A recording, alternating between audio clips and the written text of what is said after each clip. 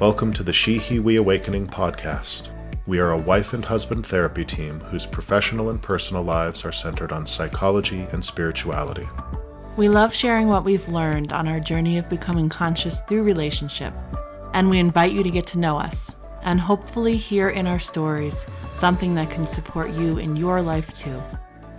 Hi guys, I'm here with my daughter Mia today, and I thought this would be really fun to do a Q&A with Mia about Gen Z dating and Gen Z dating advice, because she and her friend and I were driving in the car the other day, and she was giving me this epic list of dating red flags and green flags. And I thought, this is amazing. Like, everyone should hear these, and just, I wanted everyone to hear them. It's really going to be really fun. So, Mia, how old are you? Just for everybody watching. I'm 14. Yeah, 14. And can you just tell the audience a little bit about like what dating is like for people your age? To be honest, it's like kind of a terrible experience from everything that I've heard. It's like pretty awful. From things that I've seen, it's not that great because everybody's kind of like immature and not really thinking about like what exactly they're doing. I think a lot of people date, some people like go on dates for fun, but going on dates is not the same as like actually dating. And when you're actually dating somebody, you should have like long term in mind. But I've had guys come up to me and like try to talk to me about like their girlfriend and stuff, and they're like, yeah, I don't think it's gonna work out, but it's okay, like I think we'll date for like a month more. Yeah. Like, oh, that kind of sucks. But why are you telling me this? Yeah, it's just kind of immature, and like a lot of things are based on like appearances too, so it's usually like her looks over personality when it really should be like the opposite way. And people don't really go on dates, so it's not actual dating. It's just kind of, how do I describe Chatting. it? I don't know how to describe it. Yeah. Like, what do you guys call it? So like there's been a lot of like old fashioned ways to talk about it. Like in the 50s, 60s, I think it was called going steady. I know. What is that? Like you're steadily seeing one person. Some people will just say, yeah, we're hooking up, or like, what did Gen Zs call like dating? What's the dating terminology? I mean, dating. It's dating. It's just usually the word. dating. I mean, there's like another thing, like there's like a pre-stage before dating that we call like talking, which is like when you're just getting to know the person. You're like, oh yeah, me and him, or like me and them, we're talking. Like you're not actually together yet, but you're getting to that point, like you both like each other, or like there's like mutual flirting going on, but you're not actually like together. Yeah. So can you be talking to a number of people at the same time, or is that considered to be like negative in some way? I mean, some people do it, but it's not the greatest thing to do. Usually talking is like literally like the stage before you. So like it's basically like the Gen Z equivalent of after you go on like a couple dates and you're like starting to like actually get interested in the person that's becoming more like exclusive. That's essentially what talking is. Some people do it like with multiple people at once, but it's not really a good look. Yeah. It's not great. Yeah. Okay. All right. So Gen Z, it sounds like Gen Zers, like when they're dating, they first go through a phase of talking to someone, being kind of exclusively talking to someone. And then at some point, in some way, it transitions to like, what happens? Does someone say, do you want to be my girlfriend? Do you want to be my boyfriend? I mean, something like that. Talking is kind of like, a lot of times people will like be like, oh yeah, I have feelings for you. And like, they'll mutually say that they have feelings. And some people, if they've already been friends for a while or already have been like talking, it doesn't have to be like talking, but it could just be like communicating for a while. They'll just start dating after that. But other people do go through, like, if you don't know them as well, you go through like the talking phase where you have mutual feelings for each other, but like you're just not ready yet. And the person will be like, hey, do you want to be my girlfriend? Or like, are you comfortable being in a relationship like at this time? Yeah. That's very mature. I mean, yeah, I guess so, but it sounds a little mature. Usually it doesn't end up that great though. Talking is like the messiest thing ever. Like some people stay talking for like a year and like end up like not getting together at all. Like they just talk for like a really long time and then it just ends. It just ends at some point. Like, Yeah, some people just like stop, and then other people like talk and then like actually date, but that doesn't happen all the time. Oh, okay. And That was a how really do people awkward like experience. end relationships? Like, how do Gen Zers typically end a relationship? To be honest, in the same way that everybody else does. I mean, I guess it depends on like how often you see the person. I mean, some people like will do it over text, and other people will like do it in person. I guess it really depends on like who you are, and it's the same way that anybody else would end a relationship, I guess. I mean, sometimes this is probably with everybody, but I've observed a lot of people in my school who have dated who break up over really stupid stuff or just break up because they can. But like there are also like breakups over like arguments or just like mutual like losing interest or just like not being good for each other anymore, I guess. So Yeah. Okay. All right.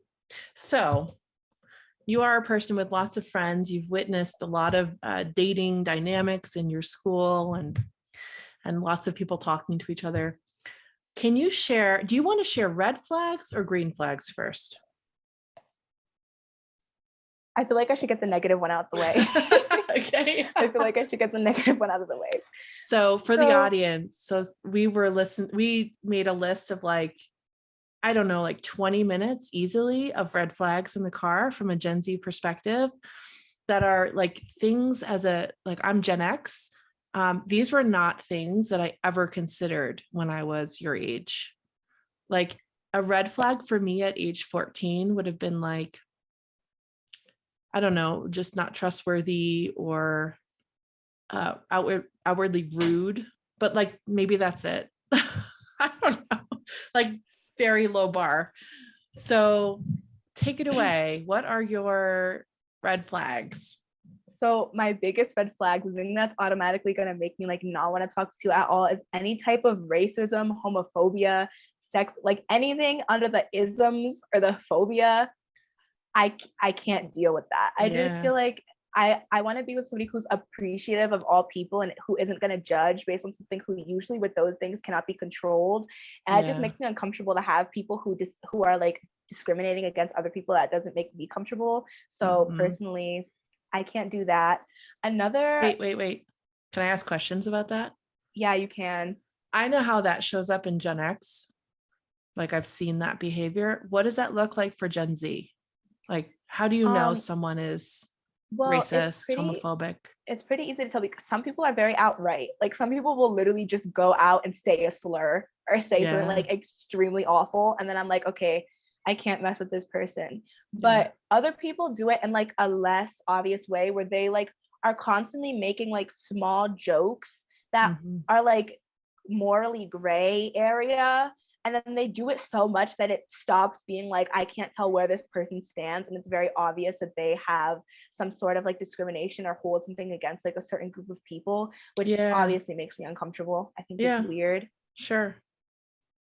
Or another thing that isn't racism, but it's very heavily tied to that is like fetishization. So people who only date somebody of one type of race or who like consume like for example like LGBTQ media that they're not actually a part of to like and like an overextent, which makes it very strange because you're not a part of that group, so there's no reason for you to like resonate so heavily with it, which is just like a very uncomfortable situation to be in, especially because with social media becoming so big, there's been a big rise in like people sharing like what their type is, and a lot of people, and like this happens to women a lot of the groups that like get targeted are East Asian women, Black girls, especially like light skinned girls, but also like anything, they separate Black girls by skin tone. So they say light skin, which would be like me, and then brown skin, which is a little bit darker, and then dark skin, which is like the darkest, I guess, and they separate it by that.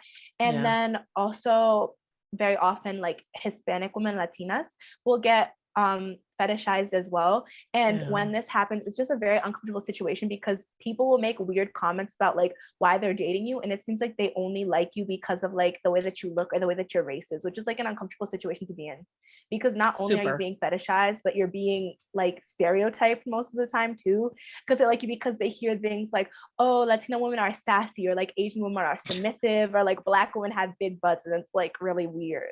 Because if you don't fit into that box, then you feel awkward and Very like out of awkward. place. And then you Yeah. feel like you're like people are trying to push you into the box that you don't want to be a part of. Like you want to be your own person, but you're getting like put in one box because of like what you look like or what Yeah. your race is, which is a very, very weird situation. Very gross. So that's another red flag for you. So racism and Yeah. also any sign of fetishization of you as a light-skinned Black person. And not even just like not even just racially, but I'm uncomfortable with people who like watch a lot of media from like a specific sexuality that they're not a part of because they don't really resonate with that. So it's weird that that's something that you're mainly attracted to. It just seems very like off-putting to me. Like why, I don't really understand why it would be very appealing for like a straight woman who's never going to be engaging in like a gay relationship to only want to engage in gay media. Like Yeah. and like exclusively like man in love with a man, like gay media does not make sense to Yeah. me because you'll never be in that relationship. Why does it appeal so much to you? Yeah. There's as somebody who enjoys sometimes watching things like that, I think it's because someone expressing themselves so freely, if we don't feel we can, it's really engaging to watch other people being themselves. But And I I see how mean that can be problematic. that makes sense to me, of course, but I mean watching it from time to time, like I engage in media like that like all the time. It's just something that happens. But if it's the only thing that you're engaging in, Sure. especially when it comes to things in a sexual context, that Yep. takes it even farther because that's just very strange. Yeah. Yeah, I get it. Okay. So you're talking about pornography.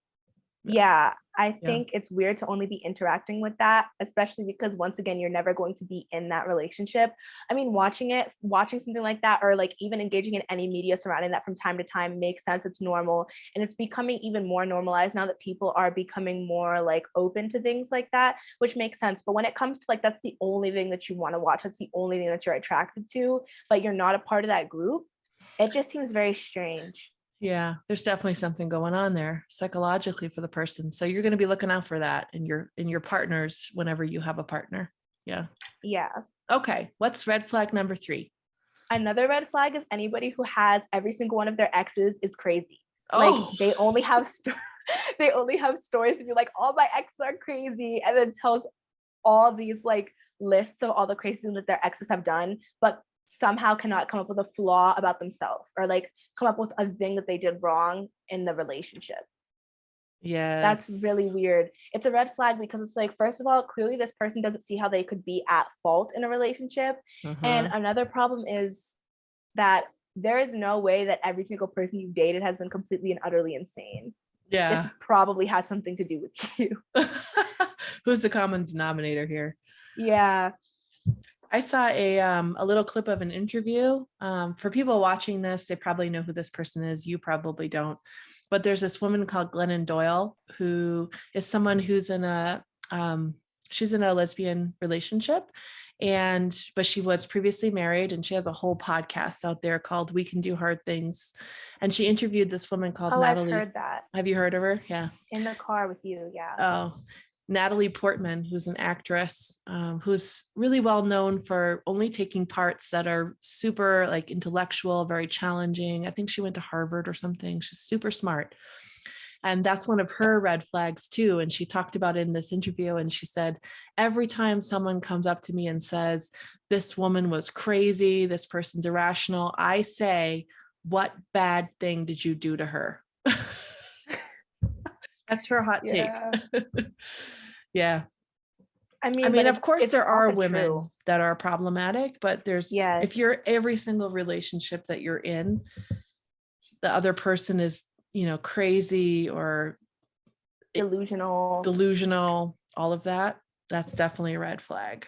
I'm glad you know that at 14. Especially if you have nothing else, especially if you have like nothing bad to say about how you acted in the relationship. Because I can promise you, no matter what relationship you're in, no matter how like woke or like mature you think you are, you're always going to do at least something wrong in a relationship. There's always going to be something that you have to apologize for, or something that you could have done better, you could have handled better. And I think that some people forget that, but it's definitely true. So yes, I'm with you on this red flag. Well, I'm with you on all the red flags so far.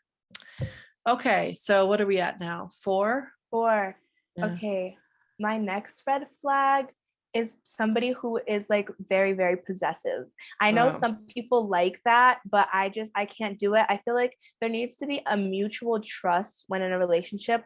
I understand that you might not be comfortable with like your partner being friends with their ex, or your partner like being like weirdly close to a guy, like where they're like whatever, being really close with somebody who they could like possibly have attraction to, or even if you feel like somebody is interested in them and they are like very making it obvious, or even like putting it out there that they like them, and you Mm-hmm. are uncomfortable with them spending time with that person. All of those things make sense to me. But when it comes to trying to control what your partner is wearing, or like which friends they're hanging out with, um like when they've been like friends for a long time and something like is clearly not romantic, or even when it comes to just not trusting them to have like a conversation with somebody, like when like Yeah. whether it comes to anything. Like I've heard people get upset over really stupid things. Like people have talked to somebody, like turned to their neighbor in class and um ask them about a school question, and then later they'll come to me and tell me that their partner got mad at them for that because it was something that like liked them before. And I'm like, I don't know, I just don't like that Yeah. very much. You Yeah, just, that's a huge red flag. Do you think that stuff gets worse and worse in relationships if you it let it does. slide? Yeah. If you think, if you say something but it's like not very like strong about how you feel, and clearly the person isn't improving, or if the improvements are like very, very little and then it suddenly gets very much worse, a Yeah. lot worse, then I don't think then that it's like beneficial for you. Yeah. Especially that also ties in with another red flag, which is when somebody makes a little bit of improvement and then it goes downhill even more, and then makes a little bit of improvement for then, because they're not actually improving, they're just getting worse. And then like whenever they see, yeah, no, and then whenever they see that you're gonna leave them or that you're getting upset, Yeah. they get a little bit better because they can tell Mm-hmm. that you're about to like emotionally detach, which is a Mm-hmm. problem too. It's very manipulative. Mm-hmm. Yeah. In the relationships that I've seen, if a person starts out in the relationship very possessive and controlling, it only goes downhill from It gets there. worse. Like people are usually going to show their best side in the beginning.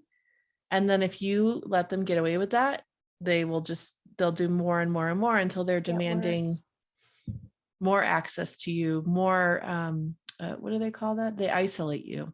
They want all of your social media accounts. They don't want you to go outside. They always need to know where you're going, have your location at all times. Mhm. It's a red flag. It's not, it's not Yeah. comfortable. It's weird. And there's no reason why somebody should be that distrusting of you. I understand that people have trust issues, but when you come Mhm. into a new relationship, if you have such bad trust issues that you're going to be so controlling over your new partner, or like you're so distrusting over them that you don't even want them to be talking to somebody that they could be like possibly attracted to, then you should not be in a relationship in the first place. You should be healing. Yeah. Amen, sister. Yeah, because that's just not healthy No, it's for not either of healthy. you. For Not either of you. healthy. I think a lot of women are socialized to think that that's normal and okay, though. Oh yeah, definitely. It's pushed in the media, like it's pushed in the media that jealousy and possessiveness is attractive, and that's what you want because it means that they care about you.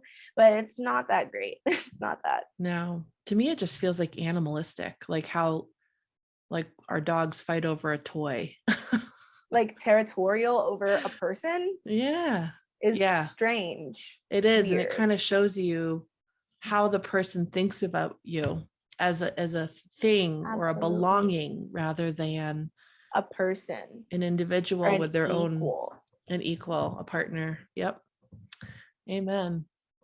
Okay. Which leads me to another red flag, which is somebody who doesn't think of you on the same level as them. They think they're better than you, or they think Uh, they're worse than you, because the yeah. worse than you might even be worse than the better than you. And I have like some horrifying stories about that. And I have not dated these people. They've just texted me. They've been like, I have feelings for you, but I feel like you're way out of my league. You're too good for me. Like, you're so smart. And I just feel like I'm Oh, so ugly and I'm so dumb. And then it's like really like uncomfortable because I'm like, yeah. oh, How do you handle that? What do you do? half of the time I'm like, no, like it's nothing like that. I'm not interested. It's just not for me. Like, I'm not really into like relationships like that. It's just not for me.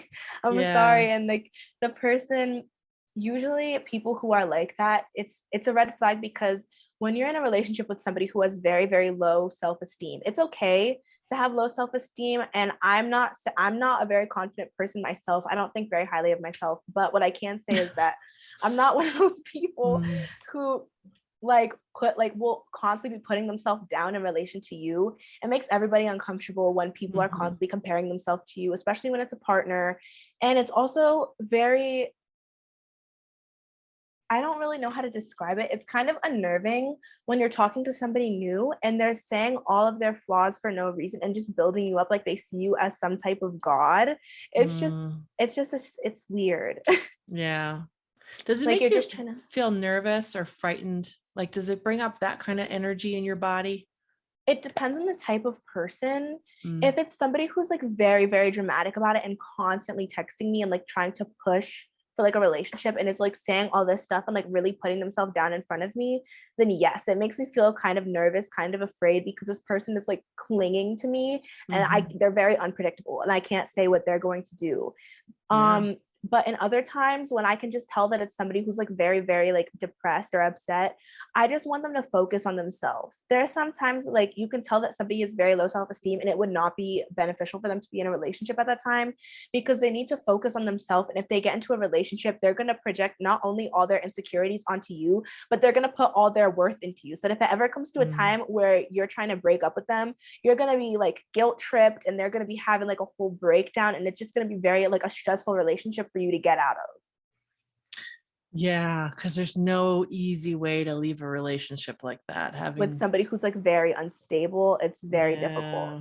yeah, yeah. And it's hard to be in a relationship with somebody who thinks that they're a lot better than you too.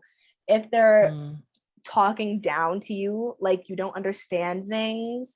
And if they mhm, think, especially when it comes to like mm, intelligence, and this does not really apply to some Gen Z have already graduated. This applies to older things, but especially when it comes to things like degrees and like education and how they speak to you regarding how smart they feel you are, is a very just not a good thing to deal with. I mean, obviously, if you're dating somebody and some people have bigger vocabularies than others. You might not talk to somebody the way that you might talk to like a work colleague.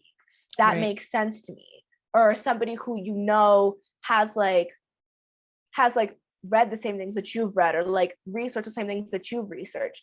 But that doesn't mean that you get to treat them like they're stupid or like they can't understand or comprehend what you're saying. That's not cool. Yeah, I agree. It just So makes if oh you had to date, if you were to choose somebody, would you rather date someone who was hierarchical, thought they were superior than you, or thought they were inferior to you? Like, or um obviously would both of those be like no-goes for you? both of those I can't do. And honestly, if I had to, I would rather date the second option, somebody who felt that they were inferior, because at least you can attempt to build that person up and it wouldn't put me in an uncomfortable position where I always wanted to smack my partner. I hate people who are so entitled and think that they're better than everybody else. That is like Yeah. my pet peeve. That's your Is red people who flag for are all people. yes, for everybody. I Yeah. had a guy in my class this year who I Mhm. was I was reading a book and I was complaining about how small the font was because it was just annoying. It would always give me a headache, but I was reading it anyway and it wasn't a difficult book.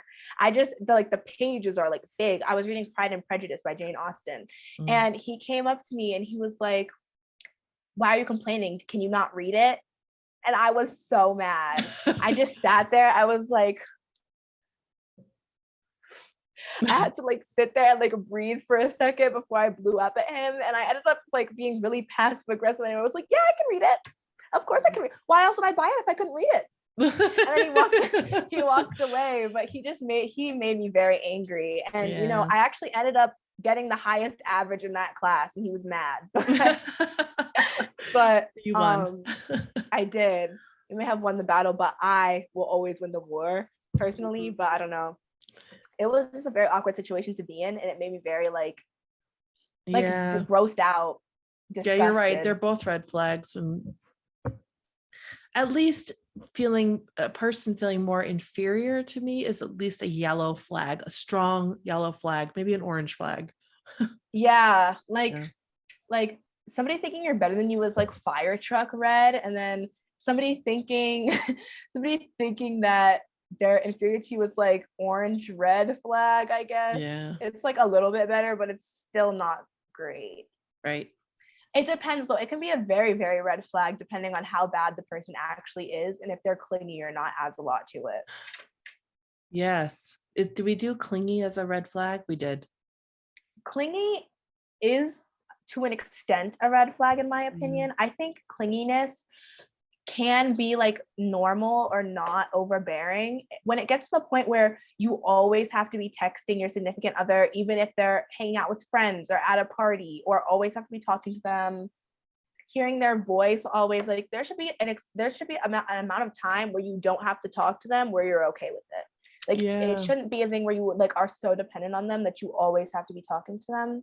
It's like, does that vary by alarming. person? Yeah, I think it depends on what type of person you are. Also, there are some people who really, really in a relationship need to be independent and need to be able to do their own thing most times. And being with somebody even like a little bit clingy might not work for them. While there are other people who don't really like go out and do much and like when somebody is like talking to them a lot and like to be around people, especially people who like very heavily their love language is quality time.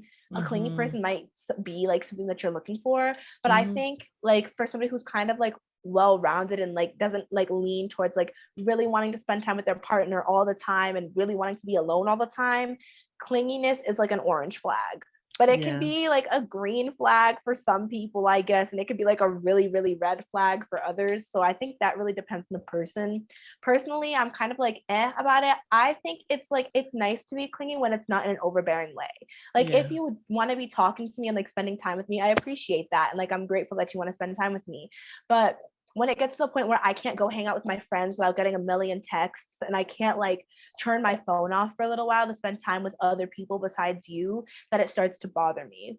Yeah, for sure. And I guess that goes for not just relationships, but also it goes for friendships too. Yeah. When like somebody's like very, very, very high maintenance and like how much time they need to spend with you and like only want you to be hanging out with them all the time, it's emotionally taxing. And it like takes away from your time. Like time alone is important. So I just think it's kind of hard to be in a relationship with somebody who doesn't respect that. Yes. But sometimes you want to be left alone. Yeah. Okay. What other red flags do you have? I made a list. Let me check and see if I missed any of my like main ones so far. Let's see. Oh, so when people only operate around their own clock, so they only have time to spend with you on their own time. Like they can't, like everything runs on. So if you invite them to do something, I'm busy, I can't do this, or I don't feel like doing this. But then they're constantly inviting you to do things whenever, like regardless of whether you have something going on or not. They're the only one who can make plans and start them because they operate around when they're busy and they don't make time for you. It just seems kind of like a disrespect to your time, and also like they don't really care the fact that you might have something going on. That they care more about what they have going on, that they put their time before your time, and that they are not willing to open up time in their schedule or even take some time out of their schedule, like, and stop overbooking themselves so much to put time aside to spend with you. There's no reason why every single time you should invite somebody out, partner, even friend, they should say no because they're busy, but then they expect you to be able to hang out every time you or they invite you out, or they can only hang out when they invite you out. It's just a red flag as well. Yeah, that seems very narcissistic. It does. Like you only care about your own time. You only care about like what you have going on, even though it's important to cater to everybody's needs and everybody's time. Yeah. It just seems very disrespectful in my opinion. I agree. That's a red flag for any relationship that I have. Anything. Yes, absolutely. Even when it comes to family members and like spending time with family, if they only have time to spend time with you or see you on their own time, it's a very big problem. Yeah. What else? What else you got? Okay. Let's see. I have one more on my list. Oh, I remember what it is actually. It's hates on people excessively just for doing what they love or expressing themselves. Like overly rude about what outfits people wear or what media they engage in, what music they like to listen to. there's no reason for you to be hating on somebody just for living their life and being happy and like trying Yeah. to express themselves and do what they enjoy. If you're Yeah. constantly going to be bashing people and bringing them down just for being themselves, I don't think I want to be in a relationship with you, because why do you feel the need to do that? Like, bring everybody down for no reason. Just let them be happy and let them do them. If you're not friends with this person, they're not, what they're doing is not affecting you in any way. It's not affecting you negatively, and it's not affecting anybody else negatively, and it's just something that makes them happy, then let them do it. If it's Yeah. causing them harm, or if it's causing other people harm, then maybe I can see why you might have a problem with it. But if they're just expressing themselves through like a fashion trend, or Yeah. they listen to a certain type of music that you might not necessarily like, or you don't believe in their religion, or you Mhm. think that one, like, their belief system is stupid, don't judge them for it. Just let them do what they're doing. It doesn't affect you in any way. Just move on with your life and engage with people. You can go and get, personally, I like to engage with people who, some of the people I hang out with are like-minded, but I also like to talk to people who are on the other side of the spectrum, just so Mhm. that I have all types of people in my circle, and that I'm not so like one-dimensional and only have one opinion on everything. I do Mm. not find that to be like an intellectually stimulating relationship with somebody who feels the same way as me on everything. Mhm. But, you know, if you're really going to be that like rude about people who disagree with you, don't even bother to be like rude to them. I can't do that. It's just so annoying. Yeah. Have you seen a lot of that? Yes. People will hate on anybody for anything. Like, somebody will wear like an alternative fashion style out, and like I get like seeing something that like looks a little bit weird and like making a comment about it, whatever. But if you're like, oh, if you're consistently bashing somebody for it for no reason, and being extremely rude just because they're making a decision with their life that has no effect on you whatsoever, Yeah. then that just makes me uncomfortable. Because what are you going to say if I do something that you don't like, or I wear something that you don't like, I listen to a type of music that you're not into? Are you going to be disrespectful to me as well? Mhm. And I think there's a line there though, like what you were saying about belief systems or religion. People can have whatever religious beliefs that they want, or whatever Until it beliefs, becomes discriminatory. yeah, and dangerous for others, right? Yeah, especially when it comes to things like religion, there's been a lot of like discourse, especially on TikTok, about spirituality and Christianity, and people who have problems with crystals because, like, oh, it's just a rock. Just let the people believe what they want to believe. Does it really matter that much? Does it Yeah. really affect you that much? And then when it comes to people who are like Christian and they're very fundamentalist, and they're like they're being extremely like discriminatory to other people, getting abortion rights banned, or having a Yeah. problem with um LGBTQ plus relationships. Why is that your business? Yeah. Let them love who they want to love. Let them date. If a girl marries another girl, what effect does that have on you at the end of the day? You think that they're gonna go to hell? Okay, let them go to hell then. It doesn't matter. It's none of your business. If it's not you, then why do you care so much?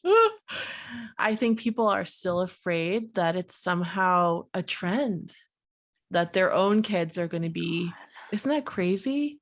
That is so stupid. Yeah, it's really nuts. I just, that's ridiculous. Oh my God, Yeah. that's stupid. I think people are way too quick to discriminate against something just because they have fear, or just because they don't understand. And that Mm, is like a big problem. And I wouldn't want to be in a relationship with somebody whose emotions are driven based on fear either. Because a lot of the times it causes issues and it causes arguments over things that shouldn't really be arguments in the first place. mhm. Yeah, Just and kind of messy. that's very difficult. And of course, our relationships, every relationship that we have informs, whether it's good or bad, the next relationship that we have. Right. And we take our experiences with us. And you apply that to other things that happen to you. Absolutely. Mhm. I think another red flag. Well, this is like a red flag and a green flag if they are, but a red flag is, for me, some people do not care. I care about this a lot. Is I would never want to be in a relationship with somebody who, I mentioned this before, I can't have intellectually stimulating conversations with, or they don't interest me. Like, we can't talk about things that are like not so like ridiculous all the time. Like we can't have like a deep conversation. I like to have conversations about things that are like in the science world, or like what's going on currently, current issues, political issues. It's always an interesting conversation to have, learn about how other people feel about it. I can't be in a relationship with people who don't understand that, or don't want to talk about it, or do not feel the need for why these things are so important. Yeah. Especially when it comes to politics. I could not be in a relationship with somebody who's like, we're so young, politics don't matter. Because I don't know. I know that there's like a while before I can Yeah. actually like, until my vote, like I can vote, which 4 years is actually not that long. Because Mm. from I'm Better know what you're 14 voting now, for. I'm Mhm. 14 now. My age from 10 to 14, it did not feel like a long time. It did not feel like a long time whatsoever. It went like this. So the fact that that was so quick makes me feel like, why would high school be any shorter? Especially because you can do so much more. Time flies when Yeah. you're having fun, they say. So now that I'm gonna be like doing a lot of things, it's just gonna go by that much faster. And I've every like adult that I've heard talk to me about it has said that it went by fast, and that you just have to like appreciate it while it's there. Mm. So first, it's not, and you need to, once, like you said, you need to know what you're voting for. You need to know what your belief systems are, and your opinion still matters. Mhm. Like it still matters what you feel politically, even if you can't vote. Mm. Formulating your opinions, educating other people, and even just learning more about your country is a very important thing, no matter what age you are, because it adds a lot of maturity onto the way that you see the world, not only within your country, but in within Yeah. other political situations around the world, and other types of governments and the way that they are run. It's just a useful thing to know. I agree with you. And I think, in my 20s, when I could vote, I don't think I paid very much attention to it. And I think it's a sign of my privilege that I didn't have to, Yeah. right? Because I wasn't a minority, because I wasn't, LGBTQ, all the letters, I didn't have anything to lose. I had nothing to lose. They had already made Roe v. Wade. And as far as I was concerned, there were no things that made me afraid. There were Right. no rights that I had to fight for. So I didn't take it seriously. But over, the last 7 years or so, I think it's been revealed that none of us can afford to sit by and not get involved and not be educated. Because it's like sitting in a boiling pot of water, and the water is slowly being churned up. And at first, you don't notice until it gets too hot to bear it. And then all of a sudden, you wish that you could have been paying attention all that time before and Yeah. put a stop to it while you could. Yeah. I feel like, especially recently, that has been what has happened in our country. And it's gonna take a lot of us to try to like fix it, because there's a lot Mm. of people who do have opinions on these things who won't share them for the fear of their family or friends not accepting the way that they feel about something, or just being ostracized, especially based on where you live. And I Mhm. think if more people were able to come out and tell how they really feel, this country would no longer seem so divided. People need to learn how to work together, because if one person's rights are at risk, you cannot say that yours won't be later on. Mhm. People did, like last year, when all those protests were going on after everything happened with George Floyd, some Yeah. people refused to care. This year, we have Roe v. Wade being overturned, and slowly more people are starting to think, now it's happening to more of us. Mhm. The Clean Air Act just got overturned as well, right? Or like Mhm. removed. Yeah. And now more people are starting to care about that. The very science-minded people who didn't think that anything would start to affect them. So Mhm. slowly, the discrimination and the things that like your rights being stripped are gonna apply to more and more and more groups. And it's very hard to explain to somebody. And it would be like, can you imagine explaining to anybody who did not know what was going on in America, did not know anything about America? You're explaining, right, like currently one example would be women's rights. You're explaining women's rights to somebody, and you have to say, yeah, weapons have more rights than women in my country. I Guns know. have more rights than women in my country. And the Yeah. person would look at you like you were insane. You would look like you were absolutely delusional, because that makes absolutely no sense. but Mhm. it's true. And it's exactly what's happening right now. So the fact that there are people who do not pay attention to that, it makes me uncomfortable. The fact that the world is getting to be like such a hectic place, I can't be in a relationship with somebody who doesn't pay attention to that or doesn't at least acknowledge it. Yeah. And doesn't have conversations with you about it. Yeah. Right. I just feel like it's something that is important to me to talk about things that interest me, as well as I will talk about things that interest them. But when it comes to having intellectual conversations, it's like very important to me. Yeah. Do you have any like conversations you're not willing to have? Like red flag conversations?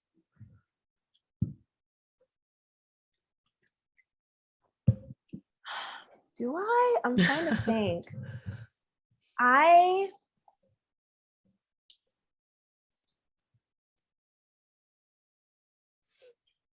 People who go into very great detail, and this is anybody, this is not just in a relationship, this is talking with anybody who go into very great detail and tell you every single thing about a sexual relationship that they've had or like an experience that they've had. That's very uncomfortable because the other person does not know that you're telling me about this. I frankly do not want to know about this. So I don't know. Yeah. It's just not what I want to engage in. It's very, very strange. It's a boundary violation for sure. It is. Yeah. Yep. Why would you tell me about that? I don't want to know. Yeah. Any other red flags? There's a couple more because I'm not gonna list like all of them because there's like a ton that like don't even come to my mind. But like if I see them, I know them. Love bombing is a huge one. When you get into a relationship and then all of a sudden they're like throwing all their love on you because slowly and slowly they're just gonna get worse and worse and they're just trying to get you like hooked into the relationship. And then at some point they're expecting you to become like helpless and then Yeah. No. yikes. Dependent on them. Yeah. For their love and for love and value. Problem. Okay. So then you're just gonna get stuck. Yeah. I do not think that you should be in a relationship with somebody that you know is emotionally unavailable. Why would you do that to yourself? Why would you do that I can't to tell you how yourself? many people. How do you know? How does a Gen Zer know that someone is not emotionally available? Very, very bad trust issues, has a very like obvious problem with commitment, like cannot commit for anything. Mhm. There are other ones too. Let's see. Emotionally unavailable. They could literally outright say, I'm not interested in a relationship. Like, I don't want like no strings attached. I just want to talk. That's really weird. Like, because why? Is that the only thing that you want to do? It's kind of like the same things that happen in all dating is the things that you could tell somebody's emotionally unavailable when you could just tell that they're not ready for a relationship. They don't even make it like seem like they're ready for a relationship at all. Yeah. And they're still carrying like lots of baggage from their last one. They're not over their ex. Yeah. That's a big one. And you can tell about that one. Like, there's no reason why when you're talking to somebody, when you first start dating them, that they always talk about their ex. Like, every conversation somehow gets their ex brought into it. Like, yeah, that should be a problem. Yeah. Which is really weird. I think, and then also people who get overly, this is less like emotionally unavailable, but like it kind of happens is people who get overly dependent on you from like the beginning. Why are you like, we're not together yet, but you're very, very dependent on me and how I feel about you, which is kind of weird. And you're very in my face. The neediness, the neediness that seems to be like a black hole that can never be filled. I just thought of a red flag and it's so like, it's something that happens so much recently. Like people are doing it, romanticizing toxic relationships, being obsessed with and wanting and yearning for toxic relationships. Why? What does that look like? People who are always like, people will literally outright say, I love toxic relationships. I want to be in one so bad. Like that is so attractive. Like you could find, I can go, hold on. I can find one right now. Like I could search up, I love toxic relationships on TikTok and find one. That's alarming. I will forever love toxic relationships right there. You search up I love toxic and this is the search history. I love toxic relationships. I love toxic boys. I love toxic men. I love toxic women. I love toxic girl. I love being toxic. I love toxic PFP. I love toxic men PFP. I love toxicity. I love profile pic. So like the little icon, there's literally one that says I love being toxic. I love toxic guys. I love toxicity. Let's see. So I'm trying to find it because I literally know I have a girl who I have on Instagram who like her PFP is literally I heart being toxic. Why? Oh, I don't know why people do that. Oh man. Why? Yeah. It's just so You know, women do love, and I'm just gonna speak for women. I don't know that men say the same thing, but women love a bad boy. you know how many things that I've seen on TikTok that like it's not like necessarily like a bad girl or anything, but like recently the whole hood girl the whole hood girl thing has gotten popular. Like Uh, girls for guys in the hood, like girls who will like sit in the car while they're being shot at next to them or like flex their money or like, you know, all of this stuff is like yeah. very attractive to some people. And guys Ride or on die, guys that bitch. I've yeah. And then guys that I've seen on here on like social media who are like, I love toxic girls, girls who are like obsessed with me, or I've seen people who are like, I love girls who are like, if another girl looks at you, I'll shoot her, I'll kill her. And I'm like, if somebody said that to me, I'd be like, We're out. I'm out. that's so scary. I know. Yeah. Well, it's the same thing like we were saying at the beginning. We were talking about women that love their man to be Very possessive of possessive. them. Hmm. Just Yeah, I guess men like it too. Ugh. And for my last red flag, what will I do for my last red flag? I'm trying to think of like a good one to conclude with before I get into like positive things. Have you seen anything really crazy in your friend group that would make a good red flag? I'm trying to think. Oh, I have one, and this did not happen to my friend group. This happened to me. Okay. With that guy that is in New York. Yeah. People who plan out their future with you the moment they meet you. Yes. I remember I was having a conversation in the group chat with my friends about like, oh, what I wanted to do when I got older and like what my ideal life would be if I didn't have to worry about money or like anything, like any of the problems in the world, like what my ideal life would be like. And this guy started talking about what me and his life was going to be like. And I was like, we met 15 minutes ago. Oh my I was God. very, very uncomfortable. It was very awkward because I'm talking about like whether I want kids or not. And you're saying our kids? What do you mean ours? Mm-hmm. Who's we? There is no Who's we, my friend. There is no we, there's no our. It's me and you. Yeah. And you and me. There's nothing like, there's no union between us. There's nothing connecting us at all besides like a texting app. Right. We have nothing to do with each other. And it was very strange. It was very weird. That is strange. Like you can't meet somebody for the first time and then 5 minutes in talk about how you like them and how you want to make them your girlfriend. No. Or people who literally just text you. Because no, I just remembered this. People who literally just text you, you're my girlfriend. That has happened to me before. A guy texted me, Mia, you're my girlfriend. And he spelled you're wrong. That's a red flag alone. He said, Mia, you're my girlfriend. And he spelled it Y-U-R. Are there women out there who fall for that? Are there Gen Zers who fall? Women? Yeah, I know there are women who fall for that. I know. I have friends who dated him like this year. That same guy. Wow. And he came up to me and was like, Mia, you're my girlfriend over text after we hadn't talked in like 6 months. And I literally responded, who told you that? And he said, nobody told me. I just decided by myself. And I was like, what? I just decided by myself. And then I told him you don't get a vote in this. I told him that I wasn't interested, and he was like, "Why are you always playing with me?" And I was like, "Nobody's playing with you because nobody likes you." And then he posted a TikTok about me, and it was like, when she doesn't respond, even though when you know she's active, but she takes 5 minutes to respond each time. Like maybe I don't want to talk to you. Yeah. Has that ever occurred to you? And this same guy is awful, and he fits into another red flag, which I can end with this one because this was actually the biggest one. literally TW on this. TW for sexual assault. So like maybe once we're done with this, we can see how long this conversation goes on and then tell them to like clip to a different part so they don't have to hear it. I'll put it in the show notes, love.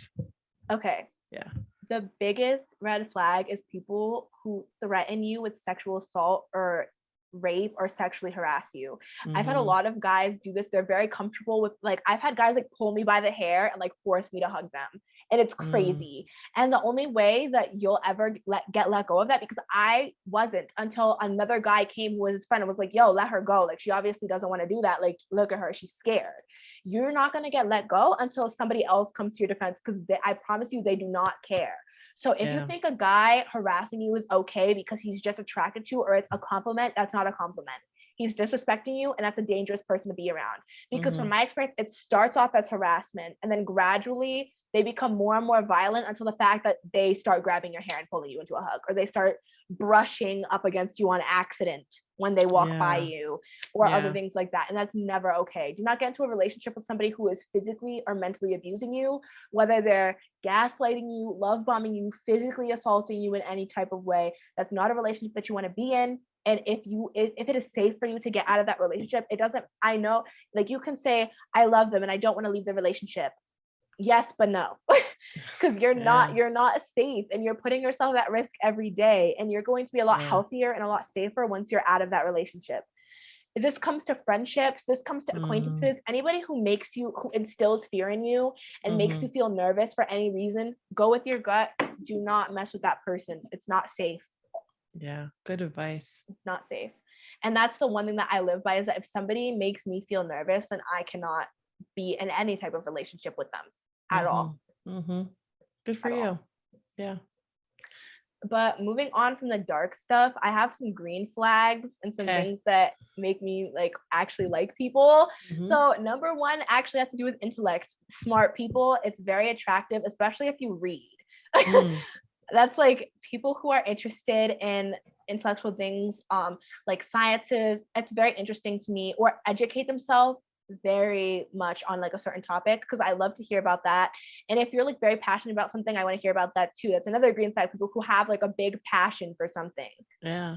People who like are kind of devoid and not passionate about any given thing, it's just kind of like awkward, because it's like there's really nothing in life that like you really yearn for, and that person should find what they're like really passionate about before getting into a relationship. In my opinion, you should find at least one thing that you really love to do, or love to learn about, or love to be a part of, a community that you like, that really feels dear to you, before you get into a relationship, because then you have something else that makes you happy besides that person. Absolutely. That makes great sense. Another green flag is those people who don't body shame. Body shaming is a really like weird and rude thing to do. And sometimes people are like, oh, like, especially when it comes to things like fat phobia, and they're going to be like, oh, but they're not healthy. They're not healthy. You don't know that. Right. You don't know what the reason is. The person could be perfectly healthy. Right. You don't actually know what's going on. Everybody's body is different. So there's no right for you to decide on about, especially if it's about something that you don't even know. What are you doing?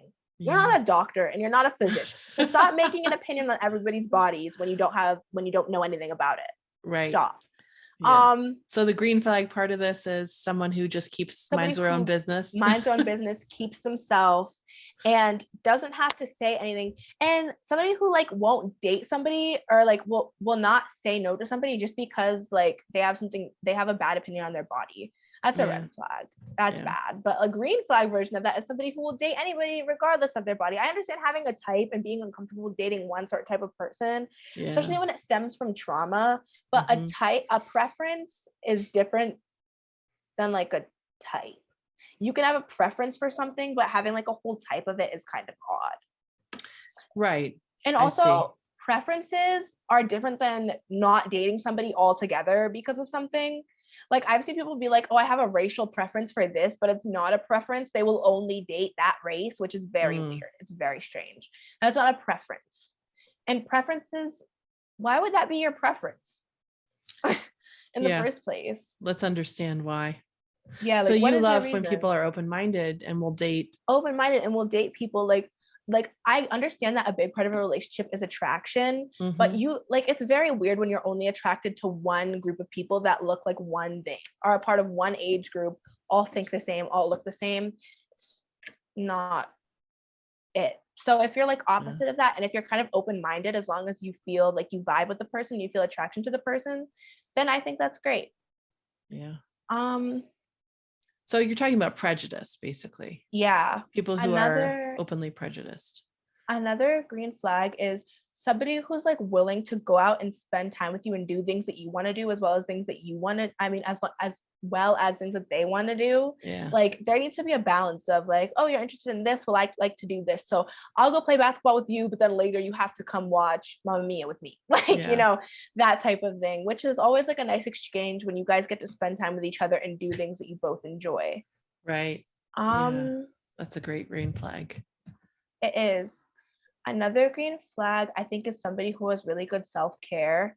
I feel like a lot of people that I've met that have good self-care do a good job like checking in on you and making sure everything's okay with you as well. Mhm. And also just have a lot of like respect for like who they are as a person.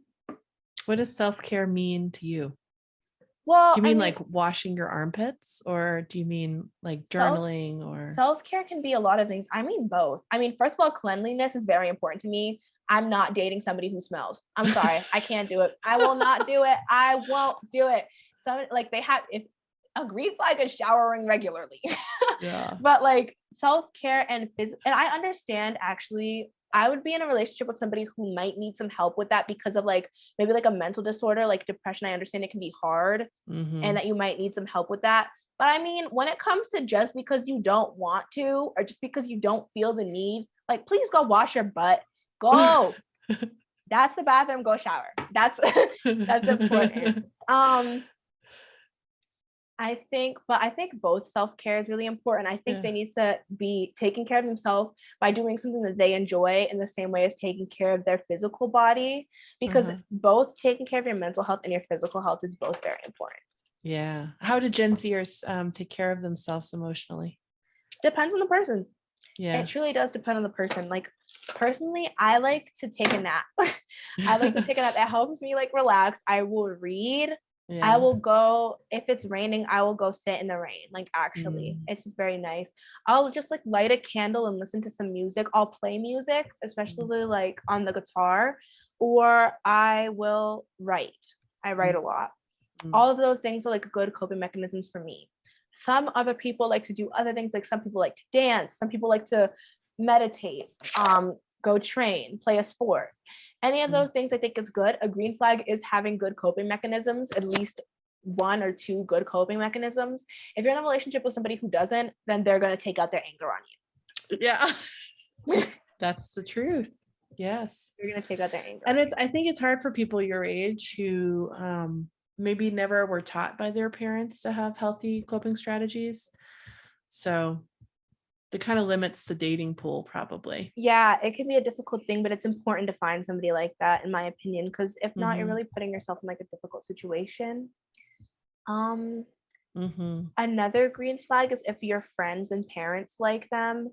If Mhm. your friends don't have anything bad to say about them and are not uncomfortable or like have anything against you dating them, and if your parents also enjoy the person, then I think that that's somebody who you can trust, because a lot of times these people are those who like actually do good for you. Because if you can't tell if somebody's bad, I promise you your friends can tell. Mhm. Always listen to your friends. Mhm. Always listen to your friends. Yeah. Because And a they consensus of friends, not just one friend. yeah, like not Yeah. if it's one friend that has like really bad things to say, don't do that. But if all of your friends are kind of iffy about somebody, please listen to them, hear them out for what they have to say. They might point Mhm. something out that you did not even notice, or you Mhm. might come to like a sudden realization that you've been going through a lot of things for a long time. Yeah. And there are somebody, your friends, your true friends, I mean, are people who should want to help you and want the best for you. And if you're Mhm. in a relationship that's not beneficial to you and you tell them and they tell you about that, don't get mad at them. Don't think that they're trying to ruin your love life or ruin your relationship. All they're Yeah. trying to do is help you. They just want to see you be the happiest that you can be the healthiest that you can be. And if they know that somebody is not helping you with that, then they're going to try to get you out of that. Absolutely. Because at the end of the day, they're your friends, they love you, and you know yourself. But if there's something that you're in denial about or not paying attention to, they're going to be the ones to pick up on it. Mm-hmm. Good green flag. I like it. I think so. And okay, this is not a dating green flag or anything. This is actually something that you should do if you go out on a date. But if you have one friend that you really, really trust and you're going out on a first date, give your friend your location for that night. Mm-hmm. Give your friend your location, because if you end up going with somebody who's dangerous, who ends up hurting you or roofing you, that happens a lot. Go to a party with the person, whatever. Be careful, please. Tell your friend where you are at the time, or like at least send updates. Let them know how it's going. And if you need help, if you need to get out of a situation, ask them. Yeah. Figure Ask out a them. code word or something. Right. Yeah.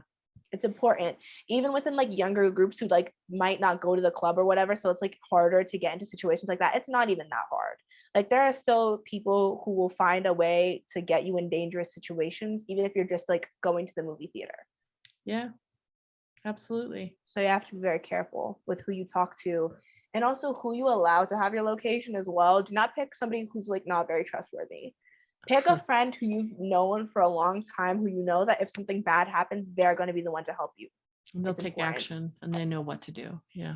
It's important. I think another green flag is somebody who does not focus only on your looks and is like focuses on a lot of different things in your personality.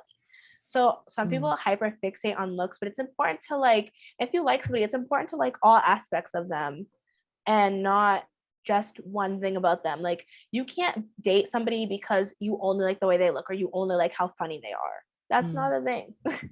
So it just doesn't work.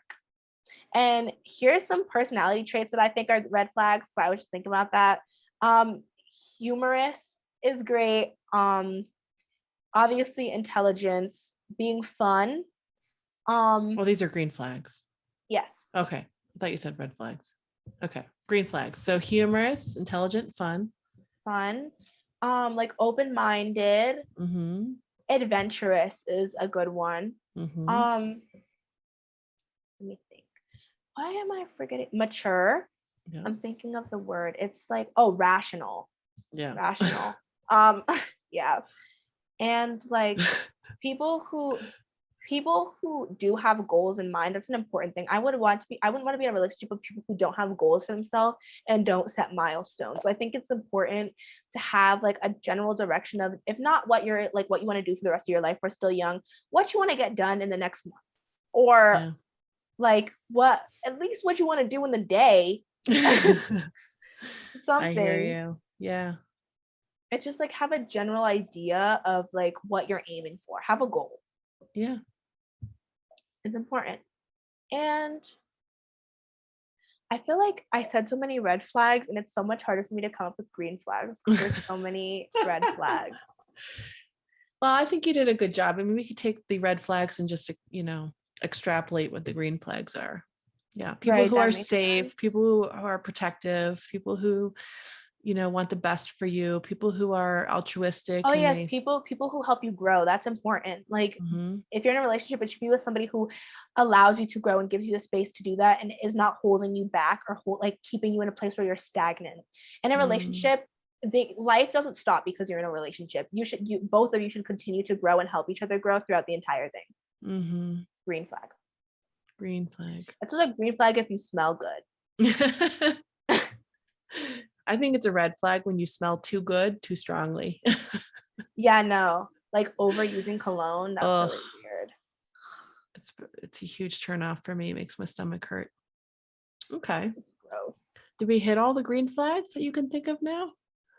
I think we hit most of them, yeah. Oh, people who babies and animals like, because babies and animals always know. Yeah. So. Yeah, and you probably know you can feel in your own body if the person's safe to be around. And that just kind of, goes over into like babies and animals. Go with your gut. With your gut always. No matter how much you like the person. Yeah, that's the hard part because we like to talk ourselves out of what we know in our bodies, huh? Yeah, because sometimes it like hurts or it's something that you don't really want to know, but like I promise you, your gut your gut feeling is right. Yeah. Okay. Well, thank you for this excellent advice from a Gen Zer. This is a great Yes. episode. Okay. So maybe we'll come back again with another topic of some kind. Yes, We'll have a we have to think return. of one. That'll be good though. Yeah. Okay. Thank you, Mia. Until next time. Bye.